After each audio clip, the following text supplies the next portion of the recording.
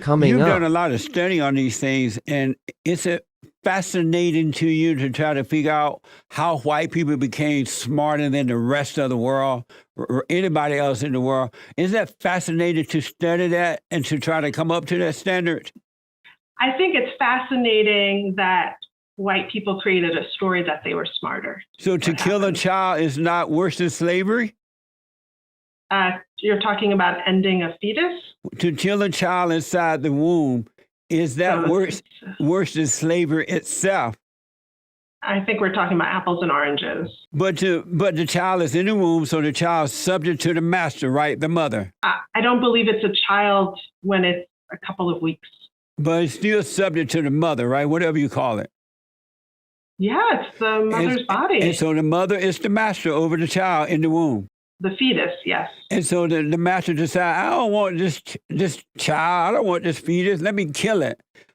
Isn't that worse than slavery? I don't think they're the same. Why not?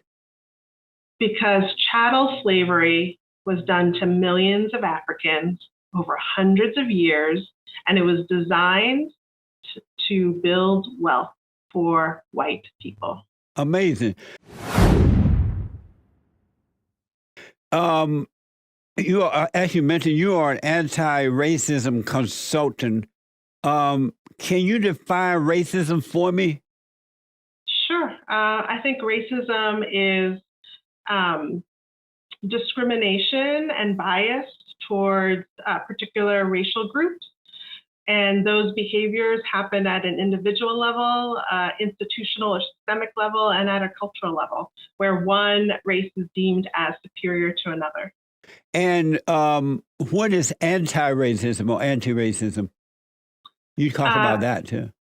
Sure, because often people, when we have conversations about racism, people often say, I'm not racist, as if there's a binary, either you're racist or you're not racist. So anti-racism says that because so many existing structures were created out of racism and white body supremacy, that we need to be anti-racist, meaning deliberately disrupting the existing structures that prioritize the needs of white bodies and that the norms are based on white bodies. That to be passive is not going to disrupt any of the systems. Do you know anyone in America who is pro-racism? Do I know them personally? Yes. No, because have you ever met anyone who is pro-racism? Yeah, absolutely. And who in America is in favor of racism today? I would say most people are neutral against racism. So if I think of a bell curve with, so when I do my anti-racism workshops, I want people to understand that racism isn't what we learned as a kid, right? Individual people being really mean and harmful to other people. That it's systemic, it's structural, and so that most people are not overtly racist and most people are not anti-racist. Most people are in that neutral, in the middle. Either they've lived predominantly around people who look like them and so don't have meaningful relationships with people who are not looking like them. So if you're white, you haven't had a lot of meaningful relationships with people of color. Or you're not racist, meaning maybe you live in more racially integrated neighborhoods, but you still have a lot of the mentality and support policies that by default harm Black and brown lives more than That's Black. amazing. So your husband, is he racist? He works regularly to be anti-racist. But right now he is racist. I mean, if we're going to simplify it, then all of us have internalized some of that.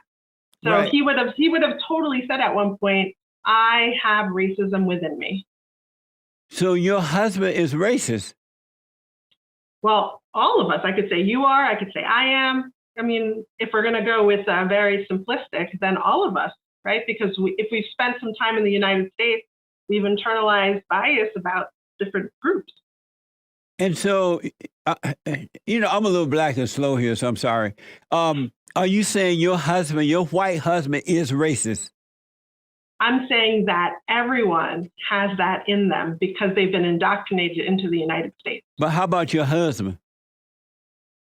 Yeah, I said that he has internalized that. Does that make you nervous to be sleeping with a racist?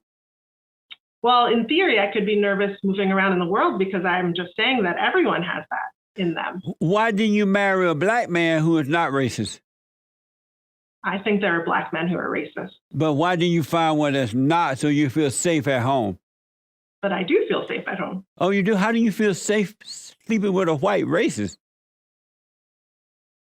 So I really can't get on board with simplifying this stuff. Oh, I see. So yeah, it's too, like, I feel like this is what gets in the way of us having meaningful conversations across difference, is we try to make people so simple when I don't think people are so simple. Maybe it's the psychologist in me, is I think that people are so complicated. Oh, okay.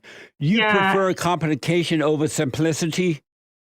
I think simplicity harms, because I think that, so if I say my husband is a racist in a society that really says racist bad, not racist good, then that targets him in a way that's not nuanced, right? When I'm saying that we all have been breathing air in a racist society that systemically is racist. So I could say, I'm racist, you're racist, but if that's not the vocabulary we're using and that's taken out of context, then that really doesn't do justice to how complicated and nuanced this is. Amazing. Are you racist? Yeah, I have it in me. Really? And I have to work to be anti-racist every day because there are people I never met. Like, I never met a South Asian person until I went to college, and then I met a lot of them. I even did my honors thesis on Asian Indian people, which helped me really get to know that culture. But before that, I had racist ideas about South Asians because I didn't have them in books. I didn't have them on TV shows. I didn't go to school with them. So this idea of, like, if we start to think of racism as a continuum, then we can have much more productive conversations. That's amazing. And maybe you do a little therapy treatment here on me. I don't believe that racism exists. It has never existed. And I grew up on a plantation in Alabama, and Jim Crow law existed at the time. And we worked the plantation. It was amazing. I see that our battle is a spiritual battle. It's good versus evil. We have evil people, you have good people. And it has nothing to do with color, male or female. Am I wrong? I mean, I can't tell you whether you're wrong. I don't believe the same things. I think that there are too many people who are harmed by people in power having the ability to decide what's normal and what's not, and what's good and what's evil. So I wouldn't agree. I wouldn't agree with that. Racism doesn't exist. Do you love white people? I love everybody. How about white people? Do you love white people? Yeah, they're part of everybody. Do you love white people? Yeah, I don't see why I wouldn't. I wanted to ask, and because I know you've done so much work in this stuff, there has been so much over the last 70 to 60 years, give or take. There has been so much talk about racism and how white people are hurting the blacks and the blacks can't make it. Since the white people have given up so much and they don't even fight back. They don't even fight back as when you accuse them of being racist. Really? That hasn't been my experience. And they've given the blacks everything they wanted, starting with the so-called civil rights movement, which was a big mistake, by the way. It should have never happened. But they're giving them their cafes, they're allowing them into their neighborhoods, their schools, their government. They have affirmative action now, reparations. Blacks don't have to earn anything. They just get it. We just had a judge, a black woman that was appointed to the Supreme Court without being qualified, except that she was a black liberal. Why are the blacks getting worse rather than getting better since white people have given up everything, including their country? Why don't we see the blacks getting better? What do you mean? Like in what arena? They're In what still ways? begging and blaming and accusing and saying that white people are holding their back rather than saying, you know what, thank God I got it, I made it, I'm fine now. At what point will they stop blaming white people and be a good example of Mhm. whatever a good example is? Yeah, I mean, I guess it feels like it seems oversimplified to me that I think that there are plenty of Black people who don't believe in anti-racism work. It sounds like you're included. So this seems like there's lots of Black people who don't believe in anti-racism work and who believe that things are much better than they used to be. And in many ways they are, right? And I think that there are other people who believe that there are structural things, systemic things that need to be targeted. I think it's less about white people and more about systems and structures. So the war on drugs and mass incarceration, like there's got to be a better way than imprisoning people and dehumanizing them in that way. I agree to that. I think that there needs to be more police accountability. And there needs to be transformation related to that. I think that we cannot continue to have Black women dying at the highest rate in pregnancy-related deaths, and we cannot continue to have Black infant mortality being so high. Like these are systemic, structural things that need to change. That's what I focus on. Yeah. I'm not blaming white people. I'm saying things need to change. Policies need to change. We need to care about these people who are dying. We need to look at how Black, trans, and non-binary individuals experience such high violence and death. That's problematic. So if we start to look at everything else is like distraction, right? I think if we really look at anti-racism work, they're not blaming white people, but white people might feel blamed because they feel shame and guilt. But they right? always blame the white people. They always say it's racism, it's the white man's fault. They always blame. But I don't. But they do. So, Most Black people and that's not actually what I've experienced. Too. That's not what I've experienced. Amazing. One thing about the world, thank you for bringing that up. If the people of color believe that white people are so bad, why do they move into the white man's world? They don't have to live in America. They don't have to live in the Western world, right? Why don't they go? Why don't they go live in Allahu Abba world or Africa or somewhere where they can, Mexico, or where they can agree with? Why come into the enemy's world and try to change the enemy rather than building your own world and doing your own thing? Well, I mean, if we think about the history of the United States, Black people and Hispanic people and Asian people have built a lot of wealth for the United States. So it's just as much their country as it is the white people's country. But they were paid to do it. The white world, the white man created. You're saying the enslaved were paid to do that work for hundreds of years? How so? They were housed. They were fed. They some of them was even given money. They were taken care of. It's not like it's not like they left them out in the woods somewhere. Okay, y'all come on over here and work. They housed them. There were slave masters, both Black and white, who were kind to their slaves. So what do you say about the millions of women who were raped?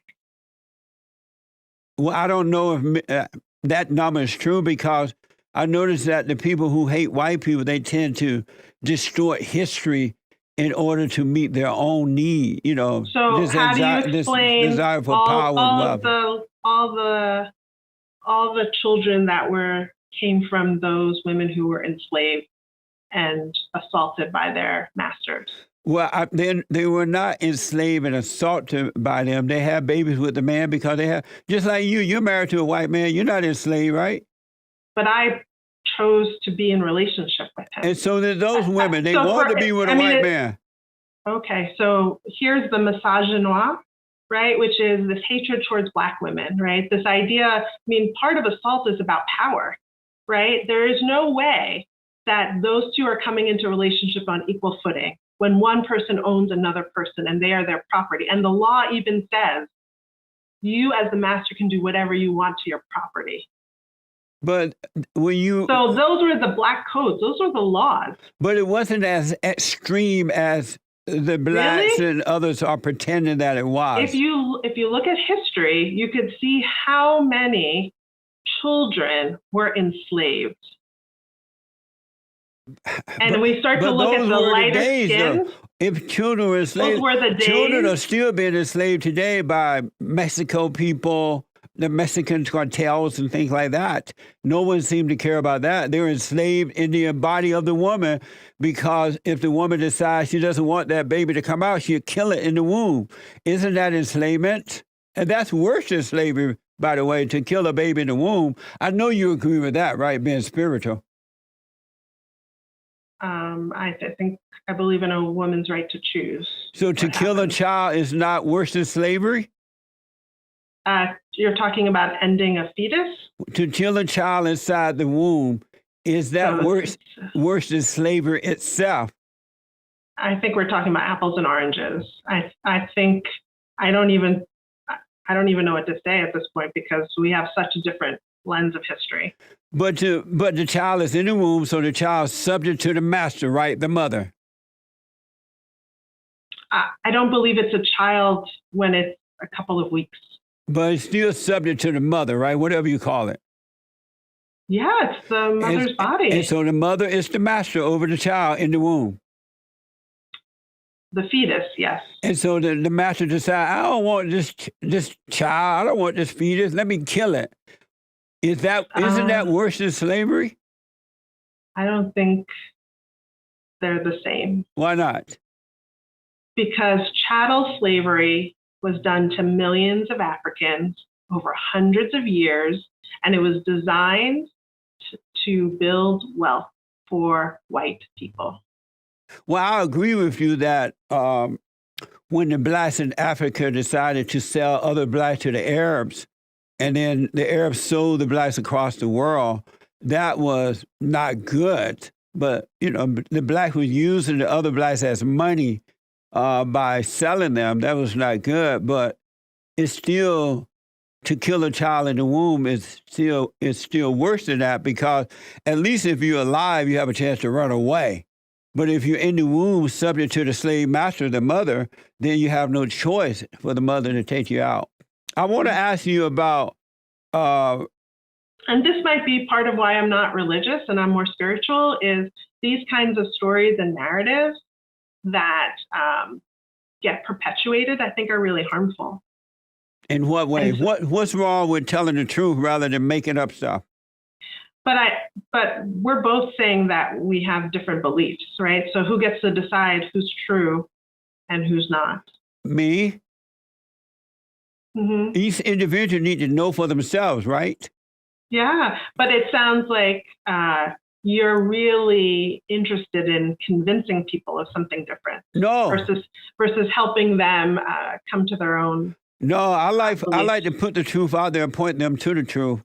But if they don't get it, they don't want to accept it. I'm totally fine with that. We still can we can go to the bar and have some wine.